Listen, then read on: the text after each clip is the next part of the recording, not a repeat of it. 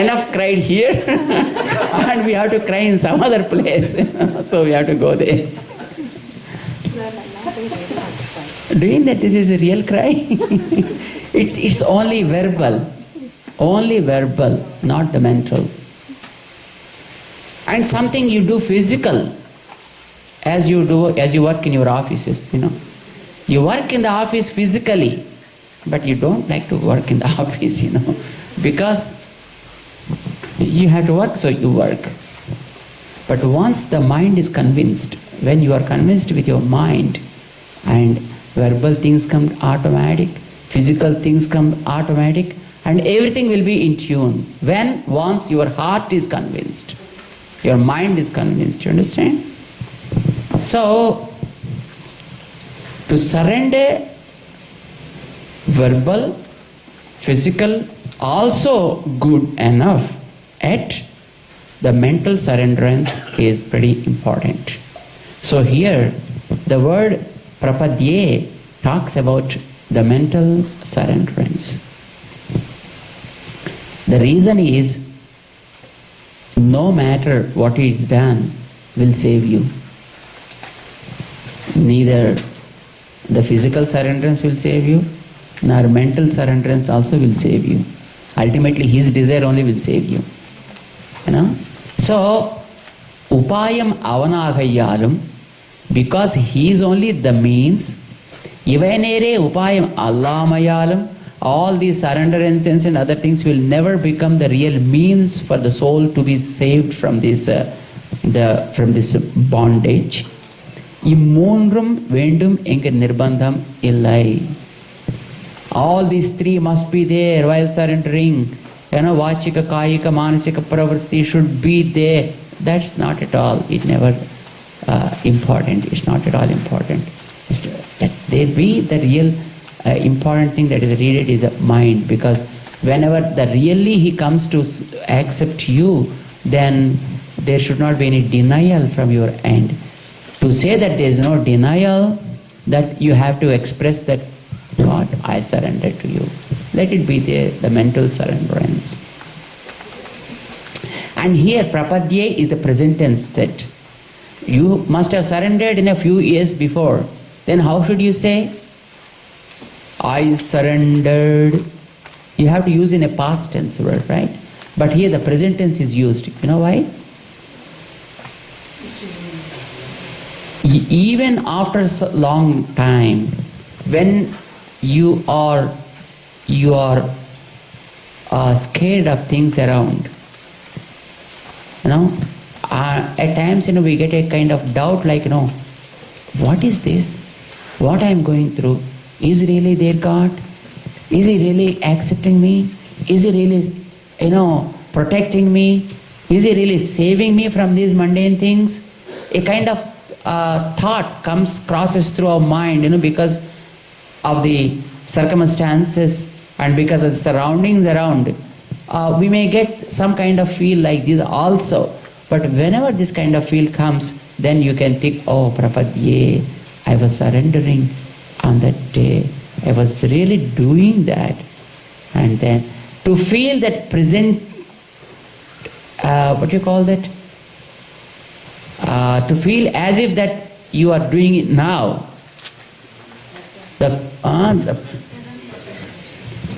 ఇప్పుడు కూడా అప్పుడు చేస్తూ ఉండే భావన ఇప్పుడు చేయడం కోసం. అప్పుడు ఆశ్రయించినాను, నేను అప్పుడు ఆశ్రయిస్తూ ఉంటుంది కదా అని అనుకుని ఒక ధైర్యం తెచ్చుకోవడం కోసం. To have a confidence that on the day I was surrendering, he accepted me, so why he leaves me anyway? No. And because surrenderance is not accepted to do time and again. You are not supposed to surrender twice or thrice like that, which is wrong. Once you surrendered, it is done. That's enough. No 2 times surrenderance is accepted.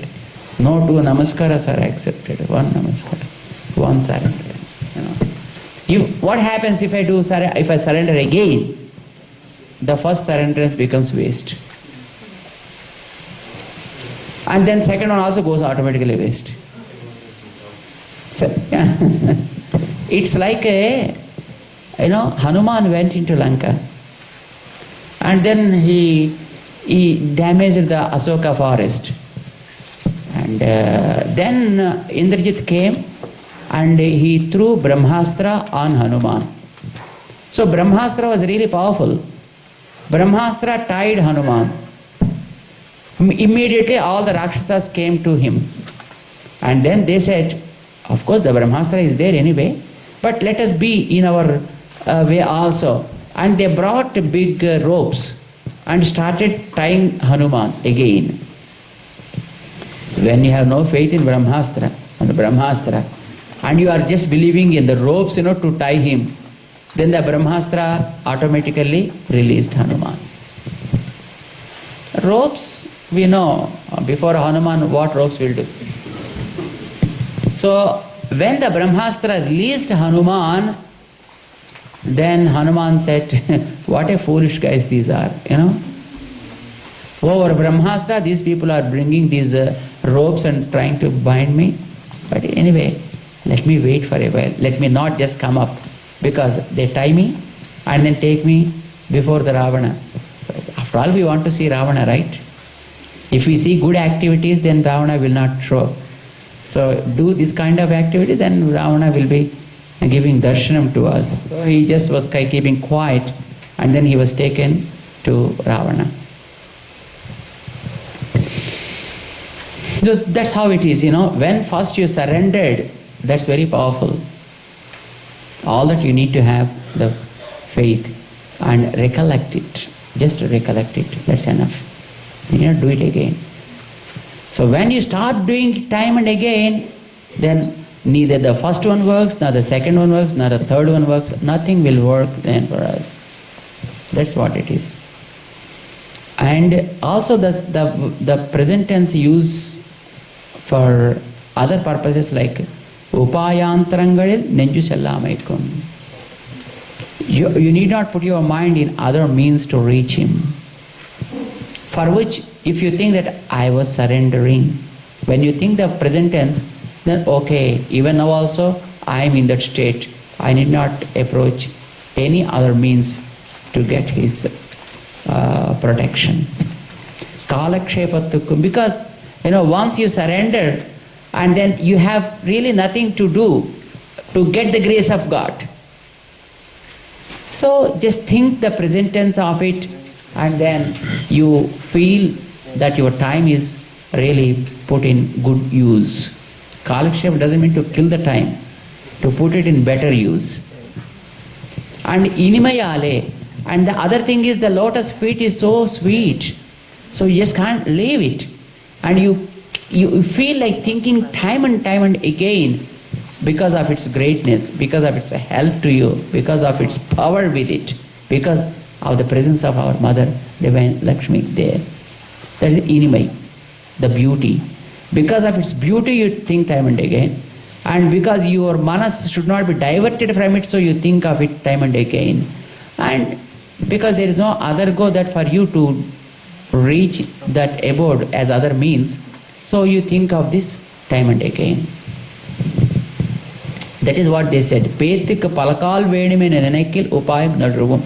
To reach him, to get his grace, if you think that you have to surrender many a time, I think nothing will work out. There is a sampradayam called the Madhva.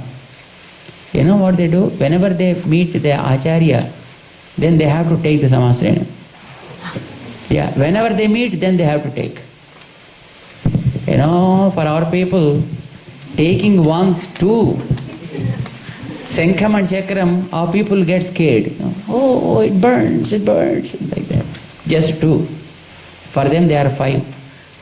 Sankham, Chakram, Gada, Khadgam and Sarangam. They have to take all the 5. Once to take, our people are like this. But for them, whenever Guruji comes, then they have to give all the 5. All the 5. So this is not what the scripture accepted. Until now, they discussed about the first sentence of the Dwaya Mantra. And the first sentence talks about the approach to God. How you can approach God. Through whom you can approach God. And how beautiful it is to approach Him. How powerful it is to approach Him. How effective it is to approach Him. How it removes all the hurdles before reaching Him. All these things were discussed in the first sentence. But the second sentence talks about what you are receiving there. You know? Uttara Vakyatale Prapyam Solli. Prapyam is the goal, ultimately, of reaching. What are you going to do there? And Prapya Antarat Kandru. See, the beauty is, when you think God is the right means, who can give anything, then you catch God and then ask for some petty things. That is also possible, right? There are two things. One, means, and the goal. If you think that goal is God, very beautiful, powerful, then you try to catch some other means, which is wrong. But when you think God is the powerful means, who can take you anywhere and who can give you anything, and very, very sophisticated, very powerful means that you have in your hand means, then you try to use it for some other purpose. You may use it for some other purposes also. You may try to please someone else. Or you may try to show up yourself. Or you may prove that you are really great. So many other attitudes also will creep up in our heart. Because after all, we are Manushyas, right? We are human guys. Means is powerful, you may go to wrong goal. Goal is very powerful, you may adopt wrong means also. Both are wrong. To avoid that, the first of all, because it is the means from where we start, His divine lotus feet is only the means. That was confirmed. And now after adopting the means, while approaching the goal, while asking for the goal, are you asking for wrong goals? Ravana had a powerful means, Pushpaka Vimana. Ravana was having a very powerful Pushpaka Vimana as a means. But what did he use for? To kidnap ladies from here and there, and to pick up all the things whichever are very valuable across the world, and to build up his own museum. That's what he used for. That means is powerful, but goal went wrong. And for some people, goal is good. They decide God as the goal, but then they start putting their karma yoga, their jnana yoga, their bhakti yoga, their surrenderance. They think that these are the means to get Him, which is wrong. He's only the means, and He is only the goal also. So to say that goal also is Him only, then the second sentence is used. Prapyantaratuk andru. Not to take other goals. To accept Him as a goal is victory. Upayantarangalai vittu charamopayattai pattina pole. Though there are so many other means, we accepted the ultimate one, because He is the ultimate anyway. So we adopted the ultimate means as our means. So also, while aspiring for the goals, get rid of all other petty goals and take Him as the goal. That is why the second line, the second part of the mantra is taken. Upeyantaramana. What are the other goals that we can ask for? Aishwarya. Yes, we can ask for. Kaivalya. Kaivalya is self-realization. This is also something you can aspire for. That also you can ask for. But we are not asking for self-realization. We want God realization, not self-realization. Self-realization is like a drop in the ocean of God realization. So we don't want the small things to be attained. We want the topmost thing to be attained, because our means is top. Our goal should also be the top one. That's what it is said. Aishwarya Kaivalyangalai vittu Yallayyana.